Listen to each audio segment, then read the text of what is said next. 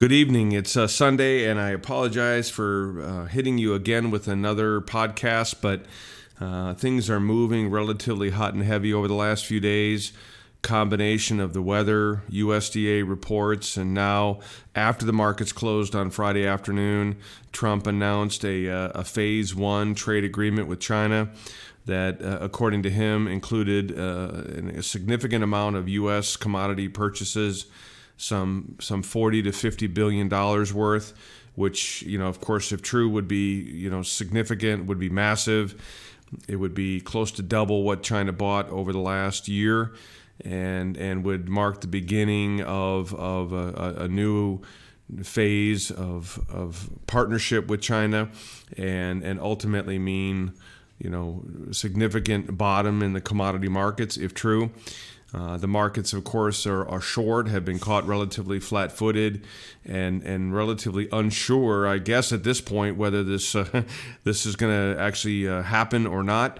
But it looks like to me that based on the announcement on Friday, they have agreed to some $40 to $50 billion worth of purchases, when over the last few years they've only bought closer to $20 billion worth. So if true, would be significant.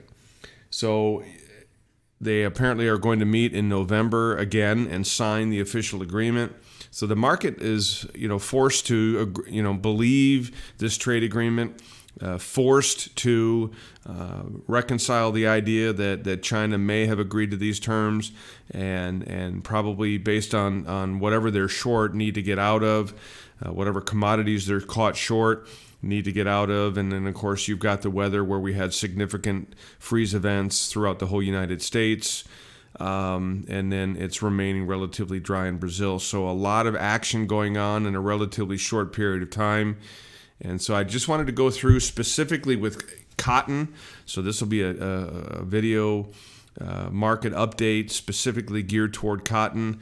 So I wanted to get going right away here and kind of give you the breakdown. So, again, we've got a lot going on here. We've got the USDA report that came out last week that didn't really do a lot for cotton. You've got the specs still caught short, and the real world, wow, just a lot going on with the weather, with the trade deal, and with acres, possibly frosted out. So let's go over real quick the balance sheet that the government gave us on cotton last Thursday. They moved not a lot of numbers here. So here's the September report.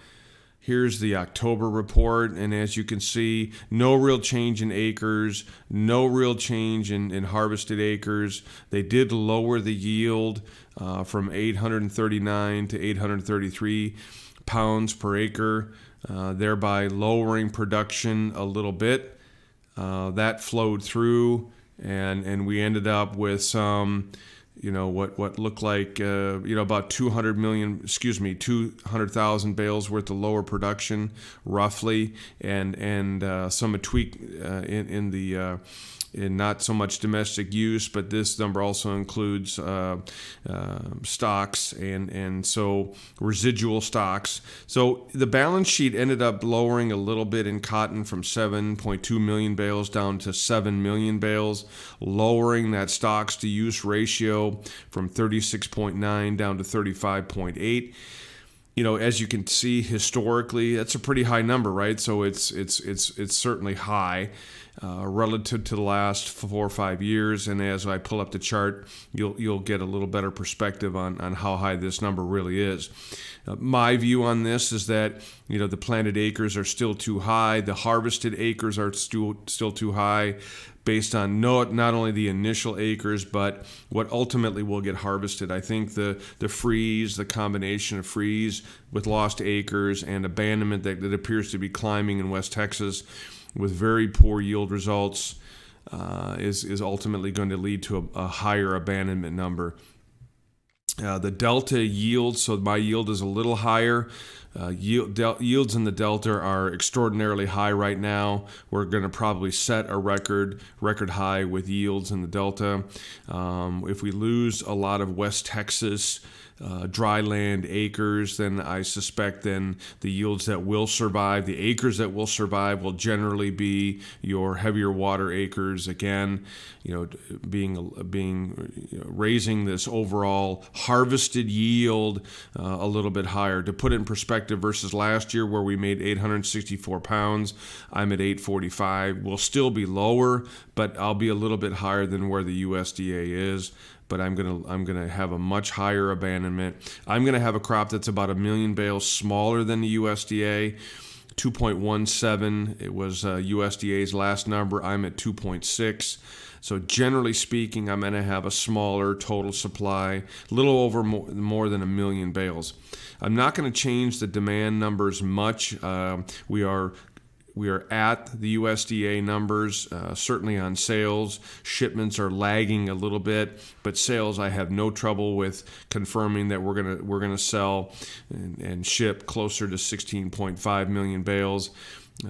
Maybe just a touch lower if we end up not shipping. It'll be more of a logistical problem getting this much cotton moved than it is physically selling it.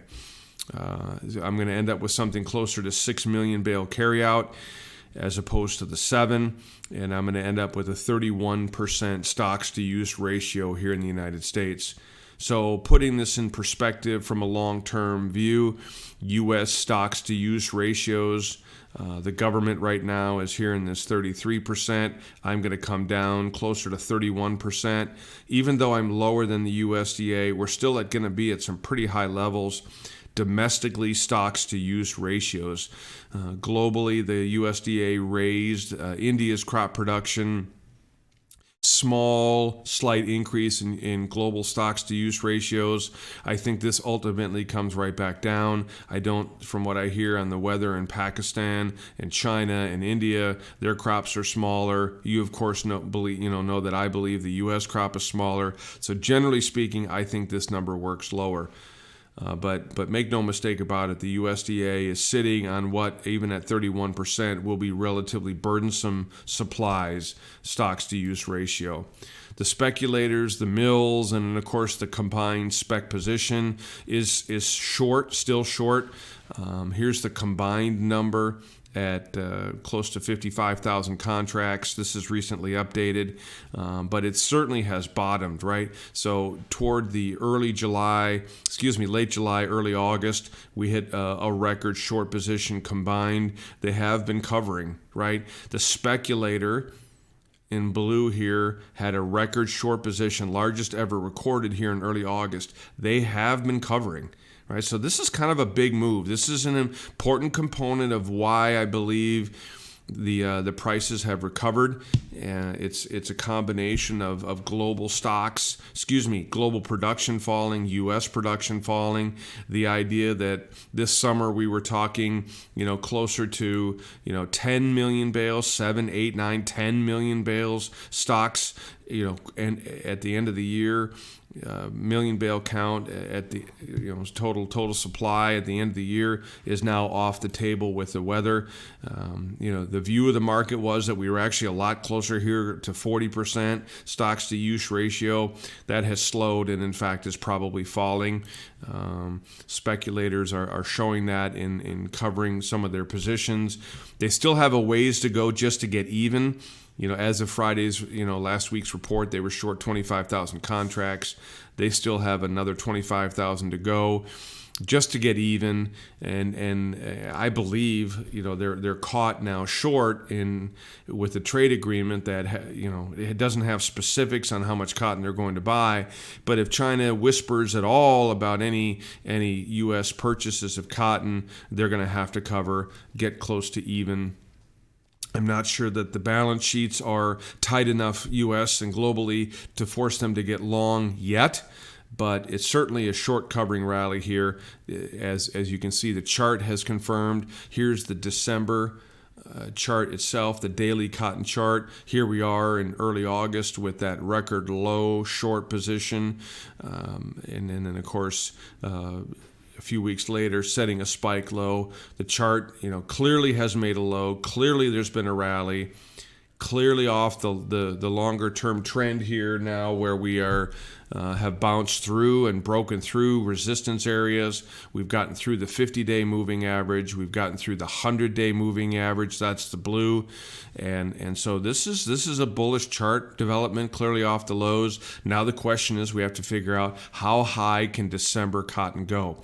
The next area of resistance is around 68 cents a pound. So while we have gotten through the 100 and closed above the 100-day, very bullish. Looks like we're headed, I believe, relatively quickly going to go test the 68 cent level, where with the funds still short, they're going to have to get out, and I think could get there pretty quickly. From a longer term perspective, here's the weekly cotton chart, right? So same thing here. We've got long-term resistance off those highs from last year.